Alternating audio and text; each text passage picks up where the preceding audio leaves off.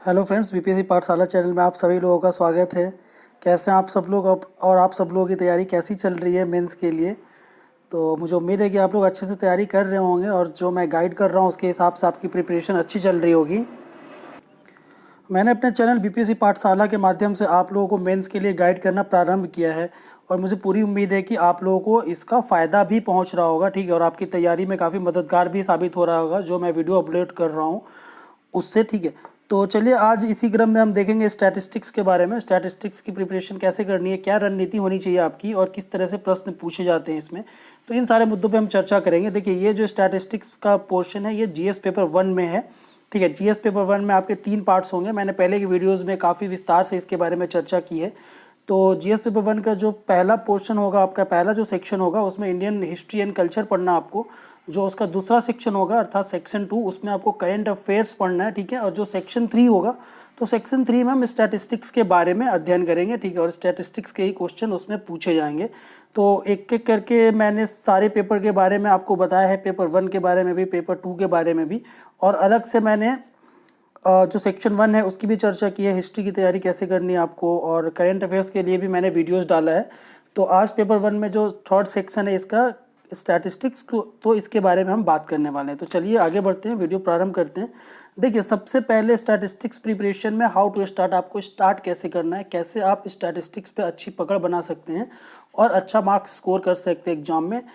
तो देखिए, स्टैटिस्टिक्स पढ़ने से पहले आपके लिए सबसे ज़रूरी है कि आप 3 चैप्टर पढ़े थे, ठीक है। कोई भी आप मैथ का बुक ले ले जो बेसिक अर्थमेटिक है, ठीक है।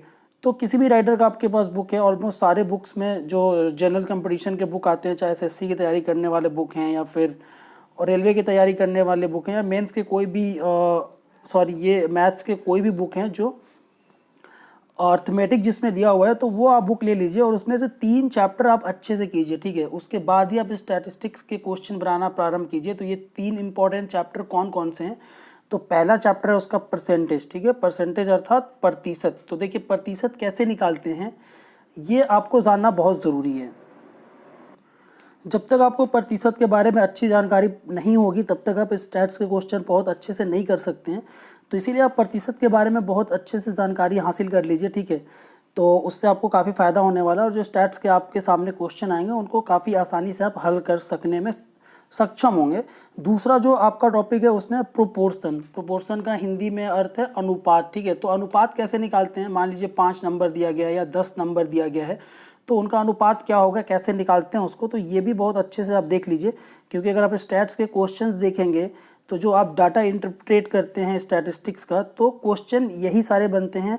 अनुपात निकालना है, जो डाटा दिया गया है उनमें कुछ डाटा आपको दे देगा और बोलेगा इसके अनुपात क्या होंगे, ये एक दूसरे से प्रतिशत के रूप में कितना ज़्यादा है या कितना कम है। तो इस तरह के क्वेश्चन बनते हैं। तो इसीलिए ये जो 3 टॉपिक है इसको बहुत अच्छे से कवर कर लीजिए, इसको बहुत अच्छे से आप समझ लीजिए, ठीक है। और जो तीसरा आपका इसमें टॉपिक है वो है एवरेज अर्थात अनुपात निकालना, ठीक है।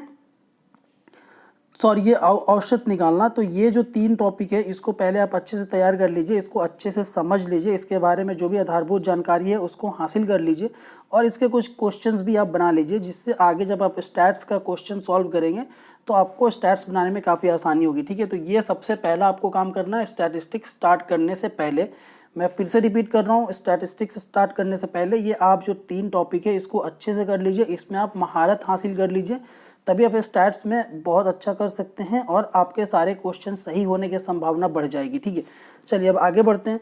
देखिए, इसमें बुक्स के बारे में मैं बता देता हूँ आपको। तो मार्केट में 2 बहुत अच्छे बुक्स अवेलेबल है, ठीक है। आपको दोनों किताब खरीदने की ज़रूरत नहीं है, दोनों में से आप एक कोई भी किताब खरीद लीजिए और उस किताब से आप प्रैक्टिस कीजिए। तो यहाँ पे मैंने 2 बुक का जो कवर फोटो है वो भी आपके लिए डाल दिया है।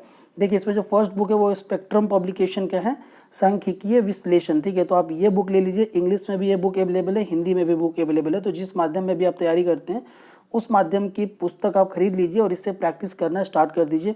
दूसरा जो मैंने यहाँ पे बुक आपके लिए सजेस्ट किया है वो है स्टैटिस्टिक्स, एल.के. झा ने लिखा है। तो ये भी काफ़ी अच्छी किताब है और प्रैक्टिस करने के लिए स्टैट्स का ये बुक भी आप खरीद सकते हैं, इससे भी आप प्रैक्टिस कर सकते हैं, ठीक है।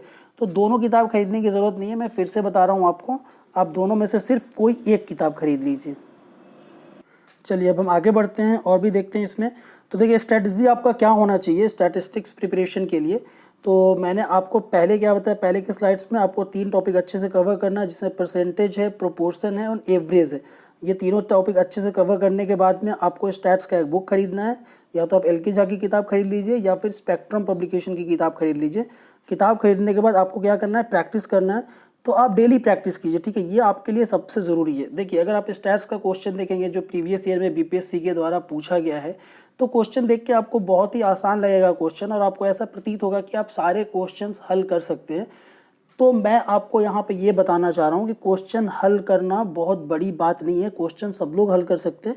लेकिन उसमें बड़ी बात क्या है, तो बड़ी बात ये है कि कम समय में क्वेश्चन को हल करना, ठीक है। क्योंकि अगर आप क्वेश्चन की रूपरेखा देखेंगे, जो प्रश्न पूछे जाते हैं, जो उसका रूपरेखा देखेंगे, तो ऐसा प्रतीत होगा कि क्वेश्चन बहुत ही लेंदी पूछे जाते हैं। इवन कैलकुलेटर भी यूज कर सकते हैं आप मेंस एग्जाम में स्टैटिस्टिक्स सॉल्व करने के लिए, बट कैलकुलेटर यूज करने के बावजूद भी इतना ज़्यादा कैलकुलेशन होता है और इतना ज़्यादा लेंदी क्वेश्चन होता है कि आपको काफ़ी टाइम लगता है। तो उस टाइम को कम करने के लिए या कम समय में स्टैट्स के क्वेश्चन को सॉल्व करने के लिए बहुत ज़रूरी है कि आप डेली प्रैक्टिस करें। देखिए, जब शुरू में आप प्रैक्टिस करना स्टार्ट करेंगे तो ये जाहिर सी बात है कि आपको बहुत ज़्यादा टाइम लगेगा। एक क्वेश्चन सॉल्व करने में हो सकता है आपको 40 मिनट लग जाए, 50 मिनट लग जाए। उससे आपको बिल्कुल घबराने की ज़रूरत नहीं है, आप बस प्रैक्टिस करना स्टार्ट कीजिए। जैसे जैसे आप प्रैक्टिस करते रहेंगे, डेली 1 क्वेश्चन 2 क्वेश्चन आप बनाना जारी रखेंगे, तो जो टाइम लिमिट है वो टाइम लिमिट कम होता जाएगा। और अगर आप स्टार्टिंग में 45 मिनट या 50 मिनट में एक क्वेश्चन करते हैं, तो जैसे जैसे आप आगे बढ़ेंगे वो 40 मिनट, 35 मिनट, 30 मिनट, ऐसे टाइम का जो ड्यूरेशन है वो कम होता जाएगा। तो ये टाइम का ड्यूरेशन तभी कम होगा जब आप डेली प्रैक्टिस करेंगे। तो मैं आपको स्ट्रांगली रिकमेंड करूंगा कि आप डेली एक क्वेश्चन बनाएं। बहुत ज़्यादा आपको एफर्ट लगाने की ज़रूरत नहीं है इसमें, आप एक क्वेश्चन ज़रूर करें और एक एक क्वेश्चन डेली करते रहें। इससे आप क्या है, लय में बने रहेंगे और आपको एग्जाम में प्रॉब्लम नहीं होगी, ठीक है। अब देखिए, दूसरा मैंने इसमें टॉपिक आपके लिए मेंशन किया, time limit for one question 23 to 25 minute. अगर आप एग्जाम में भी पर क्वेश्चन टाइम निकालेंगे, 3 घंटे का आपका क्वेश्चन होता है, सॉरी 3 घंटे का और टाइम लिमिट होता है क्वेश्चन सॉल्व करने के लिए, और आपसे 8 क्वेश्चन पूछे जाते हैं। तो अगर आप पर क्वेश्चन टाइम निकालेंगे तो 22.5 मिनट्स आते हैं। तो स्टैटिस्टिक्स के लिए भी आपको उतना ही टाइम देना। अगर स्टैटिस्टिक्स सॉल्व करने में आप ज़्यादा टाइम लगा देंगे तो जो बाकी के क्वेश्चन है आपके 6 क्वेश्चन, उसको लिखने के लिए आपके पास बहुत ज़्यादा टाइम नहीं रहेगा। और वैसे में अगर आपको आंसर पता भी होगा जो बाकी क्वेश्चन बचे हुए हैं, तो उसके आप अच्छे आंसर, अच्छे कंटेंट उसके प्रोवाइड नहीं कर पाएंगे। तो इसलिए बहुत ज़रूरी है कि जो प्रिस्क्राइब टाइम लिमिट है, जो पर क्वेश्चन टाइम आता है 23 मिनट्स, तो उतने टाइम में आप एक क्वेश्चन स्टैट्स का सॉल्व कर ले, ठीक है। तो आप ये कोशिश कीजिए जब भी आप प्रैक्टिस करते हैं कि जो आपका टाइम लिमिट है एक क्वेश्चन सॉल्व करने में, उसको कम करते करते 23 to 25 मिनट्स तक लाना है। अगर इतने टाइम में आप एक स्टैट्स का क्वेश्चन सॉल्व कर लेते हैं तो इसका अर्थ ये है कि आपकी स्टैटिस्टिक्स की प्रिपरेशन अच्छी हो गई है, ठीक है। तो ये क्राइटेरिया है चेक करने के लिए कि स्टैटिस्टिक्स की प्रिपरेशन किस प्रकार है आपकी, ठीक है।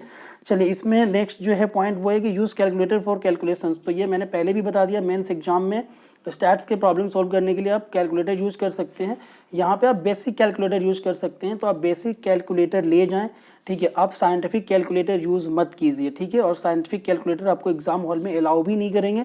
तो प्लीज़ आप बेसिक कैलकुलेटर ही लेके जाइएगा, और एग्जाम हॉल में कैलकुलेटर लेके जाना बिल्कुल मत भूलिए आप, ठीक है। ज़रूर से ज़रूर कैलकुलेटर ले जाइए, ठीक है। चलिए, अब आगे बढ़ते हैं हम। देखिए, स्ट्रक्चर देख लेते हैं, क्वेश्चन किस तरह से पूछे जाते हैं और क्वेश्चन की रूपरेखा क्या होती है।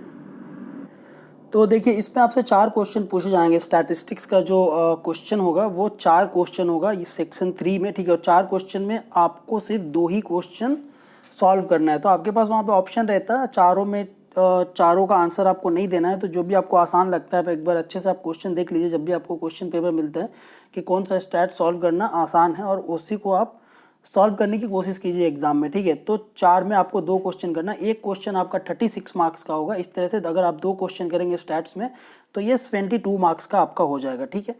चलिए, इसमें देखिए, जो एक क्वेश्चन पूछा जाएगा, मान लीजिए अगर आप कोई पाई चार्ट दिया हुआ है या कोई ग्राफ दिया हुआ है, उसको सॉल्व करना है, ठीक है। तो उसमें सब क्वेश्चंस होंगे, और एक क्वेश्चन के अंदर में 5 या 6 क्वेश्चन होंगे। जनरली 6 क्वेश्चन होते हैं, और एक क्वेश्चन का जो वैल्यू रहता है मार्क्स का, वो 6 मार्क्स का होता है। तो इस तरह से 6 × 6 36 मार्क्स हो जाएंगे। तो एक क्वेश्चन का जो टोटल मार्क्स होगा वो 36 मार्क्स होगा, और उसमें आपको 6 क्वेश्चन करने होंगे, ठीक है। तो ये आपको ध्यान रखना है, और मैंने पहले ही बता दिया आपको सिर्फ 2 क्वेश्चन का ही आंसर आपको देना है। तो ये आपके एग्जाम में जो प्रश्न पूछे जाएंगे उसके जो स्ट्रक्चर है उसके बारे में मैंने चर्चा कर दी। चलिए, अब आगे बढ़ते हैं हम। तो देखिए, इसमें मैं कुछ और आपको इम्पोर्टेंट बात बताने वाला हूँ। जैसा कि आप सभी लोगों को पता है जो सेक्शन 1 है, तो सेक्शन 1 में आपको जीएस पेपर 1 के सेक्शन 1 के मैं बात कर रहा हूँ। तो इसमें जो सेक्शन 1 में है उसमें इंडियन हिस्ट्री एंड कल्चर पढ़ना है और काफ़ी स्टैटिक टॉपिक है ये, ठीक है। इसमें क्वेश्चन ऑलमोस्ट सबको पता होता है कि क्या क्वेश्चन आने वाला है। मुश्किल से 15-20 क्वेश्चन हैं और उसी क्वेश्चन में से 5-6 क्वेश्चन हर साल पूछे जाते हैं और 3 क्वेश्चन का आपको रिप्लाई करना होता है। तो इसमें ऑलमोस्ट सब लोग आंसर लिखते हैं और सबको एवरेज मार्किंग किया जाता है जो भी वो लोग लिखते हैं, ठीक है। तो सेक्शन 1 से आप बहुत ज़्यादा स्कोर नहीं कर पाएंगे इसमें, ठीक है। अब अगर सेक्शन 2 की हम बात करें तो सेक्शन 2 में करेंट अफेयर से संबंधित क्वेश्चन होते हैं जिसको गेस करना बहुत ही मुश्किल होता है। करेंट अफेयर्स में क्या पूछा जाएगा, क्या नहीं पूछा जाएगा, ये बात जानना बहुत मुश्किल है। तो करेंट अफेयर्स में भी बहुत ज़्यादा स्कोरिंग नहीं की जा सकती है। लेकिन जो सेक्शन 3 है जिसमें आपको स्टैट्स के क्वेश्चन पूछे जाते हैं, उसमें अगर आपने स्टैट्स पे अच्छा कमांड किया तो आप 72 में 72 मार्क्स स्कोर कर सकते हैं, ठीक है। इसीलिए ये बहुत ज़रूरी है कि आप स्टैट्स को बिल्कुल भी इग्नोर ना करें और आज से ही आप स्टैट्स की प्रैक्टिस करना प्रारंभ कर दें, ठीक है। आप एक दिन भी टाइम बर्बाद मत कीजिए, आप स्टैट्स को बिल्कुल हल्के में मत लीजिए, ठीक है। आपकी पूरी कोशिश होनी चाहिए कि आप स्टैटिस्टिक्स में जो 72 मार्क्स के क्वेश्चन पूछे जाते हैं उसमें मिनिमम 60 to 65 तो आप स्कोर करें ही। मैं मान सकता हूँ 1-2 क्वेश्चन एग्जाम में गलत हो सकता है, बट फिर भी आपको ये बिल्कुल कोशिश करना है कि आप 60 to 65 क्वेश्चन 60 to 65 मार्क्स के क्वेश्चन सही करके आए स्टैट से। अगर ये 60 to 65 मार्क्स के क्वेश्चन आप सही कर लेते हैं और सेक्शन 1 एंड सेक्शन 2 में अगर आप एवरेज भी लिख के आते हैं, एवरेज मार्किंग भी आपका किया जाता है, तब भी आप 170 प्लस मार्क्स आसानी से स्कोर कर सकते हैं। और अगर आप जीएस में 170 प्लस मार्क्स स्कोर करते हैं तो ये काफ़ी अच्छा मार्क्स माना जाएगा, ठीक है। तो ये पूरी की पूरी रणनीति थी स्टैटिस्टिक्स प्रिपरेशन के बारे में। मैं देखता हूँ आगे की वीडियो में मैं कोशिश करूँगा आप लोगों को स्टैटिस्टिक्स पढ़ा दूँ और कुछ लाइव वीडियो मैं बना के दिखाऊँ कि कैसे सॉल्व करते हैं, पाई चार्ट कैसे करना आपको, या फिर डंडा लेख वगैरह कैसे करना है, बार ग्राफ वगैरह कैसे करना है। तो मैं कोशिश करूँगा कि मैं कुछ वीडियोस बना के आप लोगों को समझा दूँ स्टैट्स के बारे में। बट मुझे उम्मीद है कि स्टैट्स काफ़ी आसान है तो आप लोग खुद से भी कर सकते हैं। जो मैंने पहले 3 चीज़ें बताई हैं उस पर अच्छे से थोड़ा सा कमांड कर लीजिए, परसेंटेज पे, प्रोपोर्शन पे एंड एवरेज पे। तो स्टैट्स बनाने में फिर आपको काफ़ी आसानी होगी, कोई प्रॉब्लम नहीं होने वाली है। तो चलिए इसी के साथ मैं आज का ये वीडियो समाप्त करता हूँ। और वीडियो समाप्त करने से पहले अगर आप मेरे चैनल पर नए हैं तो प्लीज़ चैनल को सब्सक्राइब कर लीजिए। अगर वीडियो अच्छा लगता है तो वीडियो को लाइक कीजिए। क्वेश्चन के बारे में या बीपीएससी मेंस के बारे में या प्रिपरेशन स्ट्रेटजी के बारे में कोई भी डाउट होता है तो आप कमेंट कर सकते हैं, मैं आपके कमेंट का 100% रिप्लाई करूँगा। और वीडियो अगर आपको अच्छा लग रहा है तो अपने दोस्तों के साथ भी शेयर कीजिए और दोस्तों को भी चैनल को सब्सक्राइब करने के लिए बताइए, उनको भी वीडियो देखने के लिए कहिए। तो चलिए इसी के साथ आज का वीडियो मैं समाप्त करता हूँ। वीडियो देखने के लिए धन्यवाद, थैंक यू।